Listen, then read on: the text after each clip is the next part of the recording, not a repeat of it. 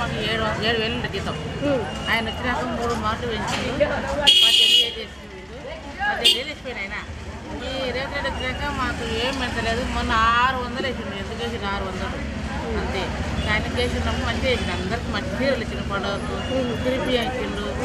అప్పుడు ఏందమ్మా కరువు వచ్చే కదా అప్పుడు లాక్డౌన్ వస్తే మాకు జీతాలు ఇచ్చిండు. ఎక్కువ ఇచ్చిండు. ఆయన అన్ని సవాళ్ళతో మంచిగా ఉన్నాయి. కానీ ఇప్పుడు ఆయన వచ్చినాక మాకు ఏం కావట్లేదు. అంటే మీకు ఫ్రీ బస్సులు అనేవి పెట్టారు కదా? ఫ్రీ బస్సులు వస్తారు. 2 మంది కింద పడి వస్తున్నారు. కింద వాడి బస్సులు బుక్కుటమై ఊపిరాడక మగళ్ళకు అంత శారది, ఆడవాళ్ళకు తిరిగేళ్ళకు అమ్మ. ఆడవాళ్ళు అయితే కొట్టుకొని వస్తున్నారు. బస్సులు ఎక్కడికి పోతే తిట్టుకుపోతుంది. ఏంటంటే అన్నీ 5-6 బస్సులు పోతాయి. మళ్ళీ గంటకు 2 గంటలకు బస్సు. అప్పుడు మనకి ఎంత ఇబ్బంది అవుతుంది. తిరిగి ఏం లాభం ఉన్నాము. ఏం లాభం లేదు. కింద పడుతున్నాము, మీద పడుతున్నాము. బస్సులు లేవు అని తిరిగి బస్సు అని బండి ఊరికి వదులుతుంది తెలియదు. బండికి తెలియదు. తిరిగే కదా షేర్ లేదని మన ఊరికి పోతున్నారు. మనకు పనిపోతున్నారు. 3 ముసలాం వస్తుంది. యాడ్ తెలుసుకోలేదు.